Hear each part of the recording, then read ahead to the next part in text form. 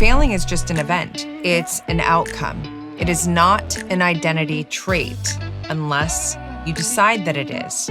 Once you start to adopt this idea that you're a failure, that is a very dangerous idea to start to own and to put into your self-identity. Your self-respect is the fucking spine to your self-reputation. This is huge. When we start to minimize our self-respect, we minimize our self-esteem, our self-worth, our self-confidence, our self-trust. It is a fucking dead zone.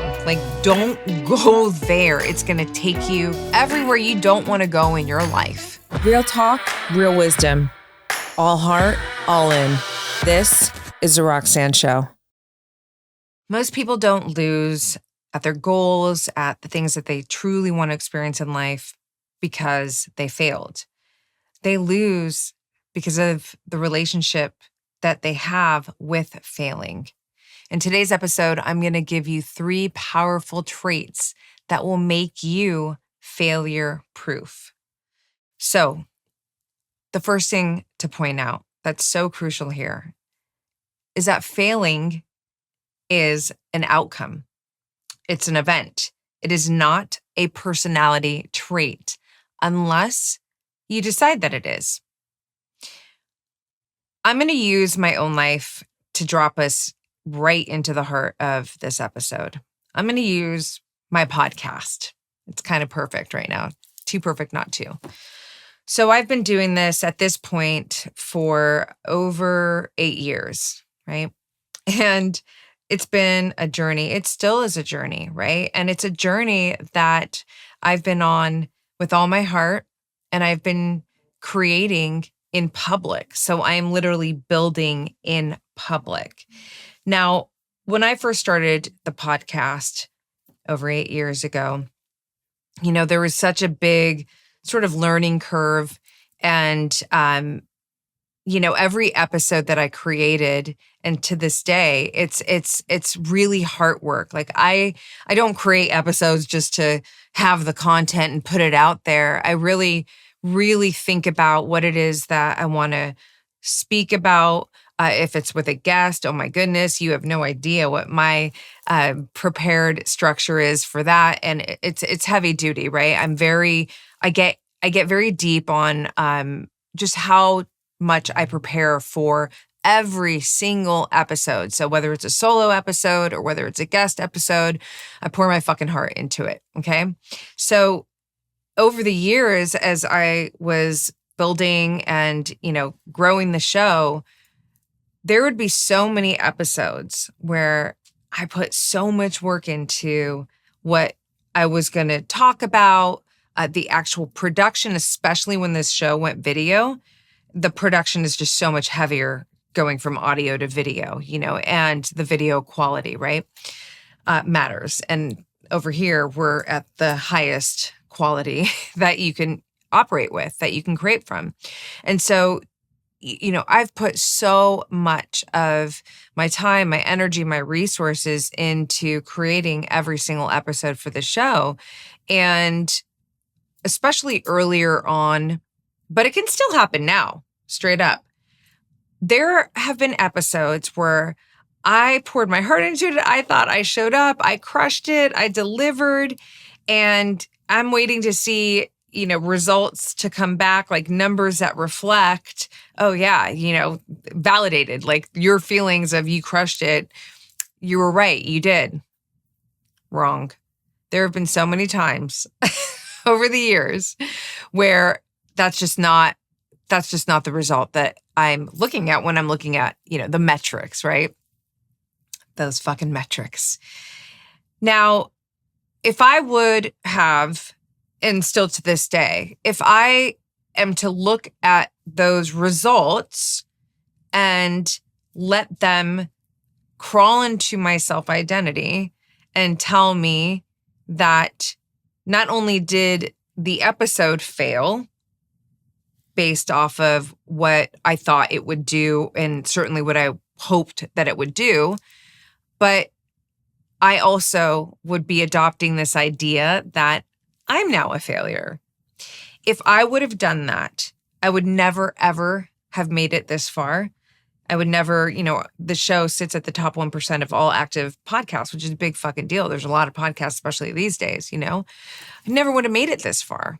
It would stop me in my tracks. This is a huge, huge factor in why so many individuals actually quit at something that really matters to them. And it could be in any domain of life. It doesn't just have to be career. It could be something related to your health. It could be a relationship, It's so important to be able to separate the result, the outcome, the event from your self-identity.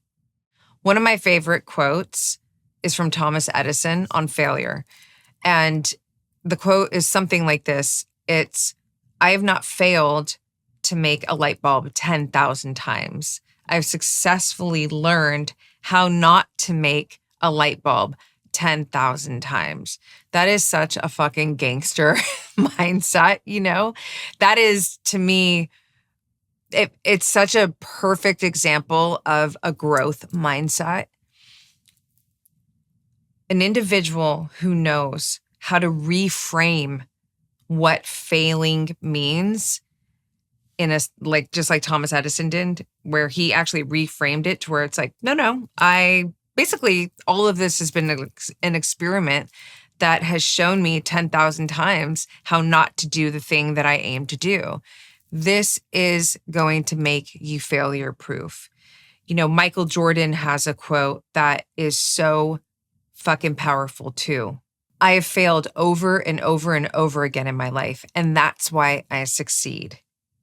I have failed over and over and over again in my life, and that's why I succeed. There's that reframe. And listen, Jordan is one of the most winningest fucking winners that ever existed, right? So that's a big statement coming from him, just showing how valuable failing is. That reframe puts value on failing. What Thomas Edison didn't do, what Michael Jordan didn't do, is something in psychology called identity fusion with outcomes. They did not fuse their identity with the outcome. And this becomes one of the biggest, I would say the number one trait that you want to own and own really strong if you intend to fucking go for it in your life, in every domain of your life that matters.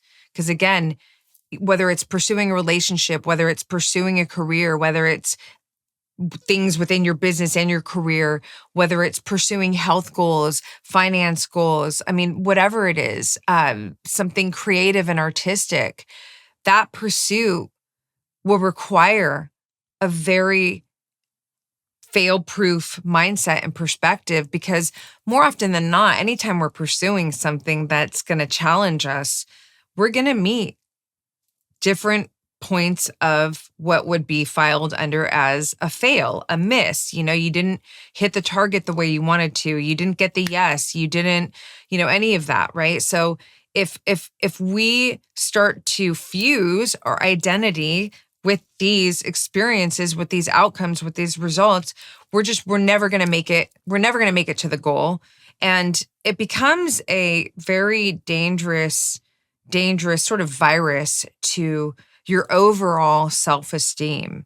Once you start to adopt this idea that you're a failure, that is a very, very dangerous idea to start to own and to put into your self-identity. So we really have to be very mindful about the meaning that we are assigning to failing.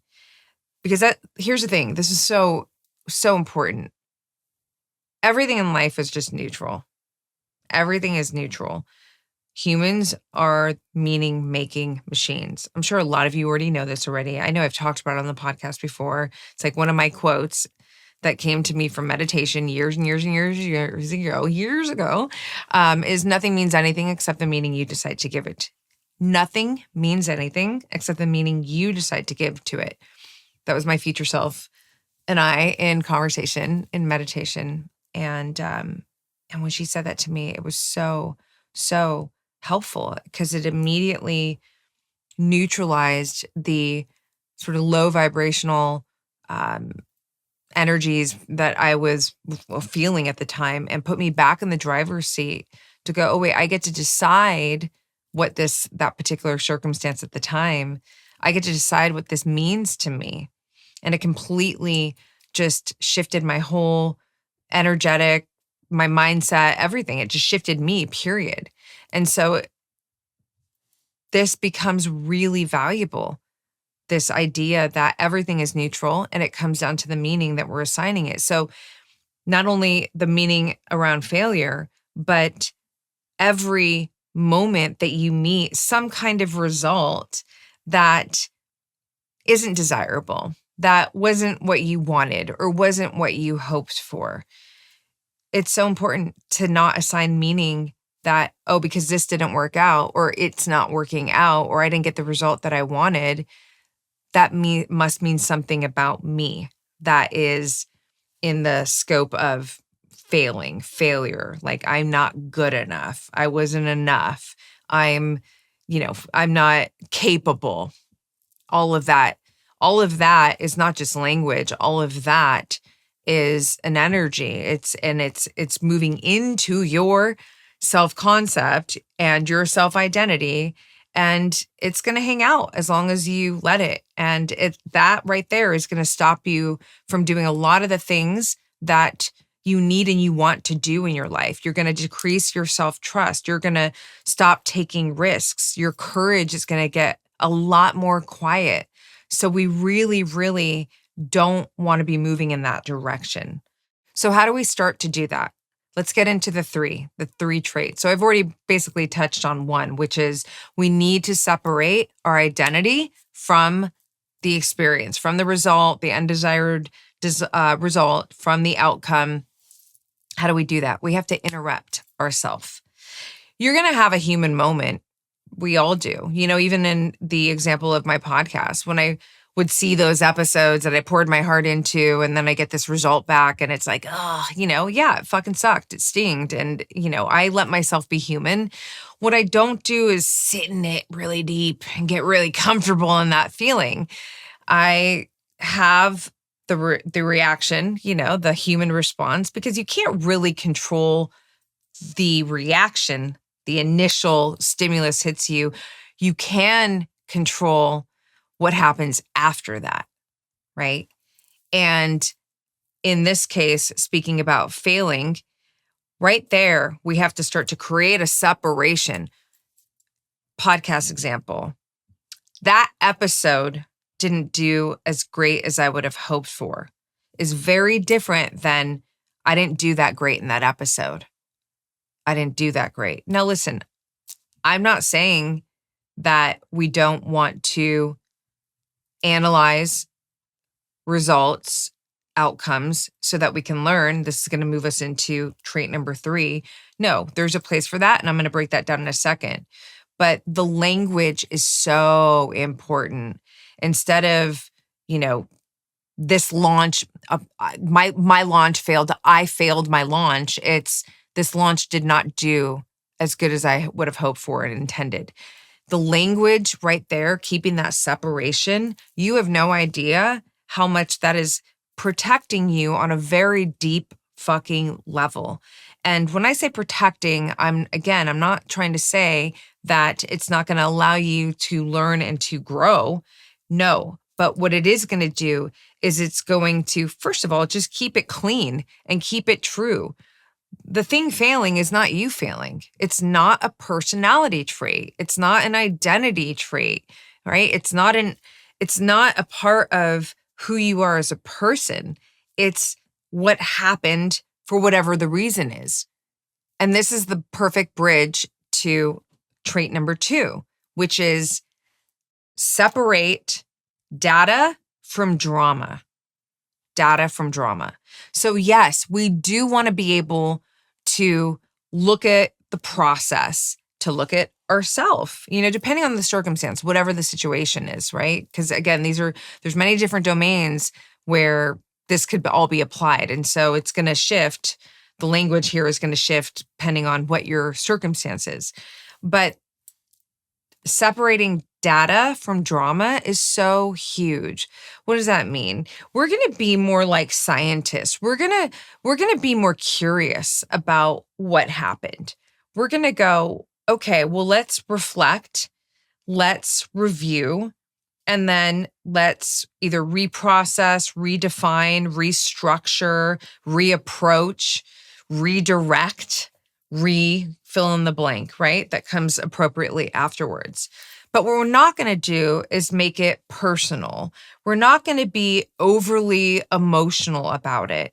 And I know that is so much easier to say than to do, especially if it was something that really meant something to you. Like you really wanted that fucking thing to happen the way that you desired. But, this is where a lot of trust has to come in too. Sometimes things that seem like they're not working out or failed is actually a fucking win that you can't see yet. And that is something that is worth really sitting deeply into, right? Not the feeling of, this is not working out for me. We don't want to sit deeply into that. That's not going to take us anywhere that we want to go. But to hold this trust that even if I don't understand fully why this did not turn out in the way that I would have hoped for, the way that I would have desired, that I did desire, I'm going to trust that there's information in here that's of value to me, not just me now, but my future self and, what's coming for me. This perspective keeps you in a very empowered place. And this is not going to stop you from reviewing, from reflecting, from doing the restructuring, redirection, reprocessing, any of that. It's not going to stop you from doing that. All it's going to do is say, okay, even if I don't understand this right now, I know that there's always something for me to learn from and for me to gain from.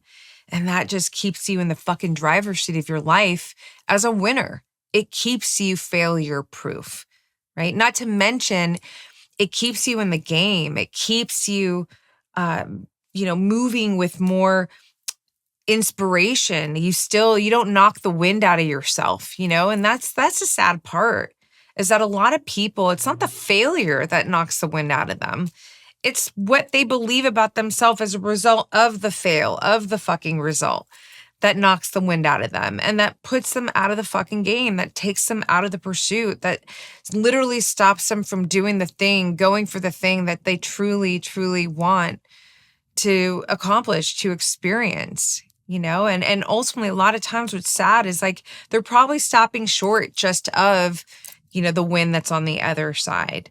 So this is a really important part to be able to separate the drama from the data, because then also when you collect that data, think about that. Think of how much more sharper you're going to be, how much more knowledgeable you're going to be, how much more, there's wisdom that comes in that. There could be a whole new fucking approach that if you had not hit that failure, you would never have gotten that approach. And that next approach, that redirection, that refinement, that's the $1 million fucking win right there. $1 million just statement, right? But it could be the actual $1 million fucking win. Who knows? But it could just be the very thing that you needed that you didn't know you needed until that fucking failure happened. So it's like, did it really fail? No. It was information that ends up becoming very valuable. But the only way that you can extract the value in that relationship, in that fail, is if you have a very healthy relationship with failing, when you separate identity from the outcome and you separate drama from data. Huge. Okay, so the third trait that will make you absolutely fucking fail proof is to anchor yourself in your values. So whatever the pursuit is or was that didn't give you the results that you desired, you need to look at your pursuit, your process, and you need to review which values of yours showed up in that process, right? Was it you went to give a talk, you've kind of fumbled on the talk, but you were courageous? That's a value. I mean, for me, it is. Was it that, you went to deliver some kind of, I don't know, presentation of some sort to your company, but there were a few glitches with the technology, but you had prepared, your deck was, on point, your effort was there, right? Effort.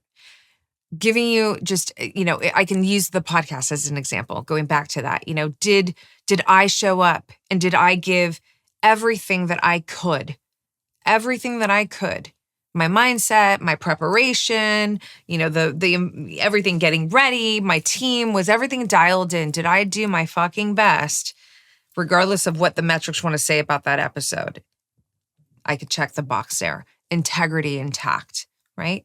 And that for me is a core value. So when we can anchor ourselves into our values and not just the outcome, we're doing a lot there actually, because here's the thing, results are it's like a moving target. You know what I mean? But your values are stable. And so results that are not desirable can really rattle you and they can destabilize you. And again, this is when it becomes a situation where somebody will completely just take themselves out of the fucking game because they become so destabilized that they just can't be in the pursuit anymore.